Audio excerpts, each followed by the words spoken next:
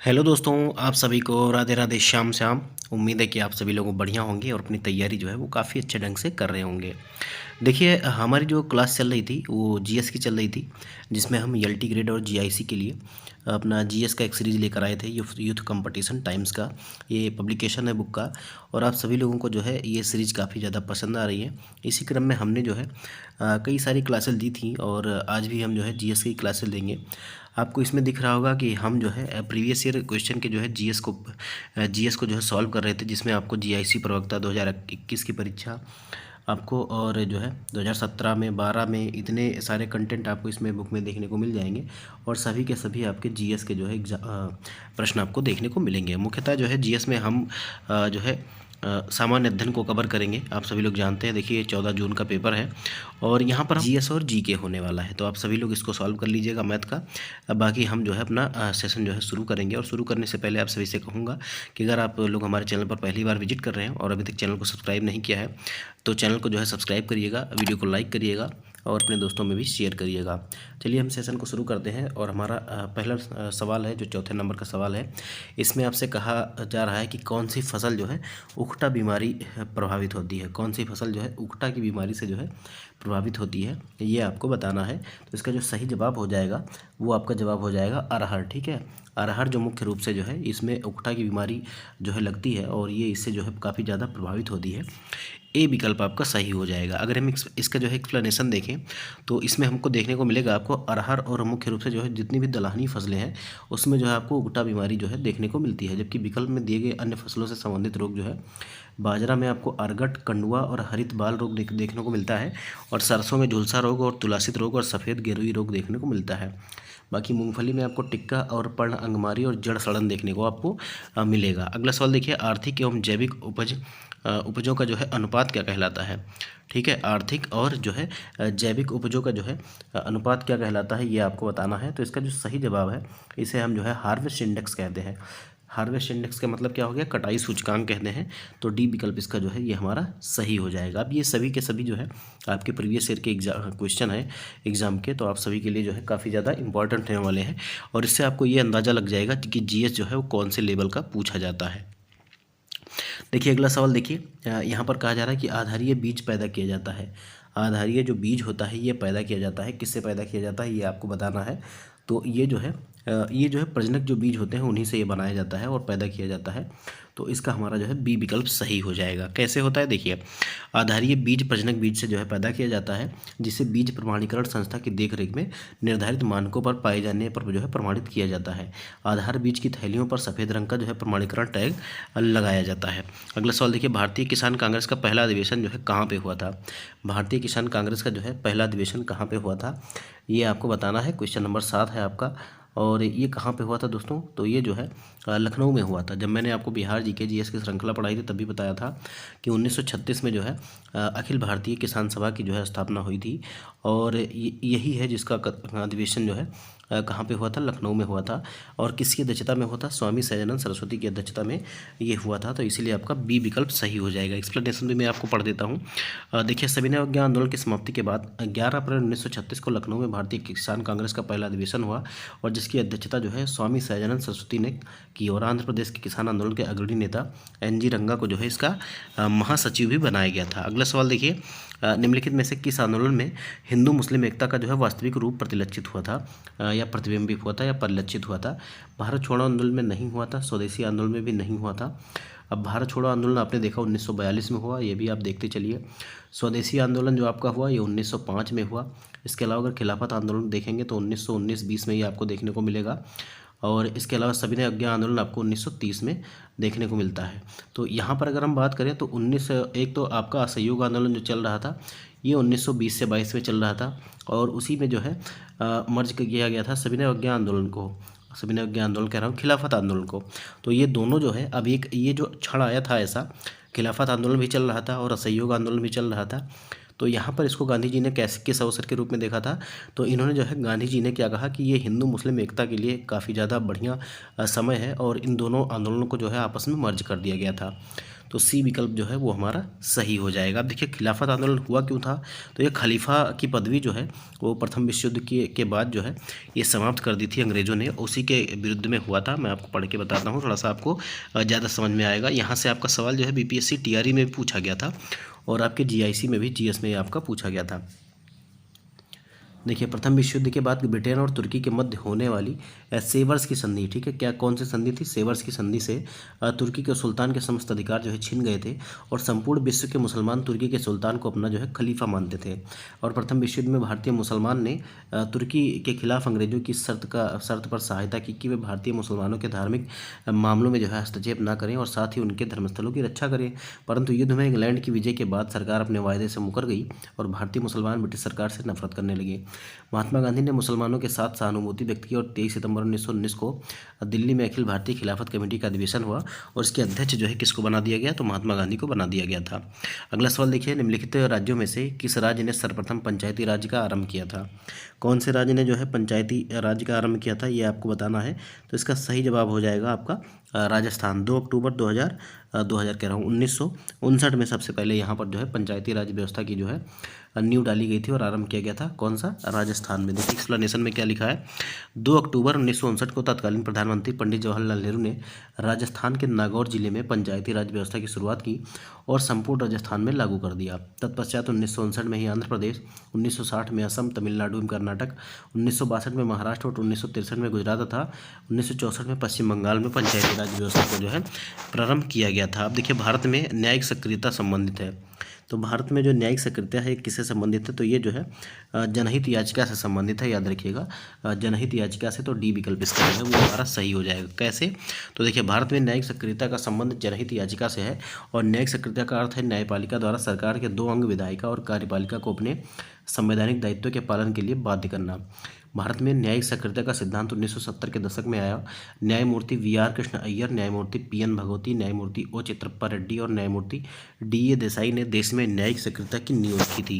अगला सवाल देखिए, संविधान में मौलिक कर्तव्यों को शामिल किया गया था। संविधान में जो है मौलिक कर्तव्यों को शामिल किया गया था। अब यहाँ पर देखिए जब आप ऑप्शन पढ़ेंगे तो आपको पता चल जाएगा कि ये पूछ रहा है कि कौन सी समिति की सिफारिश पर जो है शामिल करने की बात हुई थी या शामिल किया गया था। तो इसका जो सही जवाब हो जाएगा वो आपका हो जाएगा स्वर्ण सिंह समिति की सिफारिश पर संविधान में मौलिक कर्तव्यों को जो है शामिल किया गया था और ये जो है 42वें संविधान संशोधन के तहत इसको जोड़ा गया था। अब याद रखिएगा कि 42 में जो है जब ये हुआ था, 42 में जब ये मौलिक कर्तव्य जो जोड़े गए थे वो केवल और केवल 10 मौलिक कर्तव्य जोड़े गए थे, याद रखिएगा। लेकिन आज जो है वो 11 हैं, ठीक है। तो अनुच्छेद कह रहा हूँ 42वें संविधान संशोधन के तहत जो है संविधान में मौलिक कर्तव्यों को शामिल किया गया था। अगला सवाल देखिए कि निम्नलिखित में से कौन सा सहभागी लोकतंत्र की सही विशेषता नहीं है। निम्नलिखित में से कौन सा सहभागी लोकतंत्र की जो है सही विशेषता नहीं है। अब सहभागी लोकतंत्र कैसा होना चाहिए, परिवर्तन की लोकतांत्रिक प्रक्रिया या शक्तियों का विकेंद्रीकरण, बिल्कुल शक्तियों का जो है विकेंद्रीकरण होना चाहिए, ये भी होना चाहिए। और जो है उत्तरदायित्व और जवाबदेही भी बिल्कुल होनी चाहिए, लेकिन शक्तियों का केंद्रीकरण नहीं होना चाहिए। एक ही हाथ में किसी के एक के हाथ में पूरी शक्तियाँ देना, ये जो है सहभागी लोकतंत्र की सही विशेषता नहीं है, इसीलिए आपका सी विकल्प जो है वो सही हो जाएगा। अगला सवाल देखिए, यहाँ पर झील दिया गया है और भारत का राज्य दिया गया है। कौन सी झीलें जो है कौन से राज्य में है, इसको आपको सही से मिलाना है। तो मैं आपको मिला के बता देता हूँ। देखिए सबसे पहले लोनार मिला लीजिए, ये कहाँ पे है, तो ये महाराष्ट्र में है। तो पहले का जो है ये जो हो जाएगा ये सी से हो जाएगा, ठीक है। तो हम यहाँ पे लिख लेते हैं सी का 1 हो जाएगा आपका 3 नंबर पर। और अगर हम सला झील की बात करें तो ये अरुणाचल प्रदेश में आपको देखने को मिलेगी, तो पहले का 2 हो जाएगा। इसके बाद हैफलांग झील आपको कहाँ पे देखने को मिलेगी, तो ये आपको असम में देखने को मिलेगी, असम में। तो इसके बाद 4 हो जाएगा और फिर आपका जो है बच रहा है वो आपका 3 हो जाएगा। तो इसका जो मिलान होने वाला है वो आपका सला झील आपका अरुणाचल में हो जाएगी, हैफलांग आपका असम में हो जाएगा, लोनार आप लोग सभी जानते हैं महाराष्ट्र में है, और आपका तलवाला झील जो हो जाएगा ये आपका राजस्थान में हो जाएगा। तो इसका जो है 2 4 1 3 होने वाला है, 2 4 1 3। देखिए 2 4 1 3 कहाँ पे है, तो ये सी विकल्प में आपको दिख रहा है 2 4 1 3। तो हमारा सी विकल्प जो है ये सही हो जाएगा। अगला सवाल देखिए, अगला सवाल कह रहा है कि फरक्का के बाद गंगा नदी की प्रमुख धारा का नाम जाना जाता है। फरक्का के बाद जो है इसके गंगा जो नदी होती है हमारी, इसको और किस नाम से जाना जाता है, ये आपको बताना है। तो इसका जो सही विकल्प हो जाएगा उसको जो है पद्मा के नाम से जाना जाता है। ए विकल्प जो है वो हमारा सही हो जाएगा। देखिए गंगा नदी जो है राजमहल पहाड़ियों के नज़दीक फरक्का बैराज के नीचे दक्षिण पूर्व दिशा में मुड़कर जो है बांग्लादेश में प्रवेश करती है, और बांग्लादेश में इसे जो है गंगा नदी जो हमारी है इसको जो है पद्मा के नाम से जाना जाता है, याद रखिएगा, ठीक है, पद्मा के नाम से। तो ये आपका पहला विकल्प जो है ये हमारा सही हो जाएगा। देखिए भारत में कन्याकुमारी की अवस्थिति है। कन्याकुमारी कहाँ पे है दोस्तों? अगर हम जो है एक साइन के हिसाब से भारत का अगर मैप बना लें तो ये हमारा भारत का मैप हो गया, और आपको कन्याकुमारी जो है वो एकदम से नीचे दक्षिण में देखने को मिलेगा। तो ये कह रहा है भूमध्य रेखा के दक्षिण में। अब मान लीजिए भूमध्य रेखा जो है, भूमध्य रेखा कितने डिग्री की होती है? 0 डिग्री की, ठीक है। तो और 23.5 डिग्री जो कर्क रेखा है ये भारत के जो है बीचों बीच से गुजरती है, ऐसा कहा जाता है, ठीक है। तो अब हमारा जो सही विकल्प हो जाएगा वो कौन सा हो जाएगा? देखिए जो 0 डिग्री की हमारी भूमध्य रेखा जो होती है वो 0 डिग्री की होती है, तो ये यहाँ से कहीं से पास होगी, यहाँ से, ठीक है। ये अफ्रीका महाद्वीप से होकर निकलती है नीचे से। तो जो है ये तो हो जाएगा कहाँ पे? तो अगर ये हमारी कर्क रेखा हो गई, कर्क रेखा कह रहा हूँ, भूमध्य रेखा हो गई 0 डिग्री की, ये आपकी 0 डिग्री की हो गई, ये आपकी 23.5 डिग्री जो है ये कर्क रेखा, ये आपके भारत के बीचों बीच से गुजरती है। अब यहाँ से अगर देखें तो भूमध्य रेखा से जो स्थिति हो जाएगी ये आपका उत्तर हो जाएगा, ठीक है। तो ये भूमध्य रेखा के उत्तर में जो है ये आपका सही हो जाएगा, डी विकल्प जो है ये हमारा सही हो जाएगा। कौन सा विकल्प? डी विकल्प जो है भूमध्य रेखा के उत्तर में, क्योंकि ऊपर की तरफ जो है वो उत्तर दिशा होती है। देखिए भारत में जो है कन्याकुमारी की स्थिति भूमध्य रेखा से उत्तर में है। तमिलनाडु राज्य में अवस्थित कन्याकुमारी भारत की मुख्य भूमि का जो है दक्षिणतम बिंदु है। अगला सवाल देखिए, निम्नलिखित नहरों में से कौन जो है अटलांटिक और प्रशांत महासागर को जोड़ती है? अटलांटिक और प्रशांत महासागर को कौन सी नहर जोड़ती है? तो ये आपकी हो जाएगी पनामा नहर जो है ये अटलांटिक ओशियन को जो है पैसिफिक ओशियन से जोड़ती है, प्रशांत महासागर से जोड़ती है, ठीक है। तो इसका बी विकल्प जो है वो हमारा सही हो जाएगा। देखिए जो स्वेज नहर है ये आपको लाल सागर को भूमध्य सागर से जोड़ती है, इंपॉर्टेंट है, याद रखिएगा। कील नहर जो है ये उत्तरी सागर और बाल्टिक सागर के बीच स्थित है, और वेलेंड नहर जो है ये ईरी और ओंटारियो के बीच है, ये झील है दो, इनके बीच में स्थित है, याद रखिएगा। बाकी आपका जो पनामा नहर है ये प्रशांत महासागर को कैरेबियाई सागर या अटलांटिक महासागर से जोड़ती है, याद रखिएगा। तो इसका सही विकल्प आपका बी विकल्प हो जाएगा। अगला सवाल देखिए, केटूर प्रपात कहाँ पे है? जोहानिसबर्ग जलप्रपात कहाँ पे है? चैम्बरलेन प्रपात कहाँ पर है? और गोगटा प्रपात कहाँ पर है? अब ये आपसे कह रहा है कि सुमेलित नहीं है, कौन सा इसमें से जो सुमेलित नहीं है ये आपको बताना है। तो अगर हम बात करें तो केटूर प्रपात जो है ये आपका ब्राज़ील में नहीं है, ये आपका गुयाना में है, ठीक है, गुयाना में है। तो पहला ही विकल्प जो है ये हमारा जो है सही हो जाएगा, क्योंकि यही जो है सम्मिलित है, जो है सुमेलित नहीं है। ये आपका कहाँ पर मिलेगा दोस्तों? तो ये गुयाना में, गुयाना जो एक कंट्री है यहाँ पर आपको देखने को मिलेगा।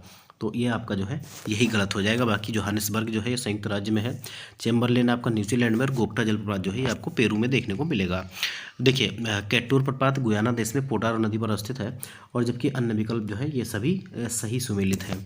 अगला सवाल देखिए, क्वेश्चन नंबर हमारा 18 कह रहा है कि नाबार्ड के संबंध में निम्नलिखित कथनों पर विचार कीजिए। इसकी स्थापना जो है कब हुई थी? 1982 में। देखिए इसकी स्थापना जो है 12 जुलाई 1982 को हुई थी, तो ये आपका बिल्कुल सही हो जाएगा, पहला विकल्प बिल्कुल सही हो जाएगा। और अगला सवाल आपसे कह रहा है कि मतलब अगला स्टेटमेंट आपसे कह रहा है यह आरबीआई का सहायक नहीं है, तो बिल्कुल ये जो है आरबीआई का सहायक नहीं है, याद रखिएगा। तो ये भी आपका जो है ये हमारा सही हो जाएगा।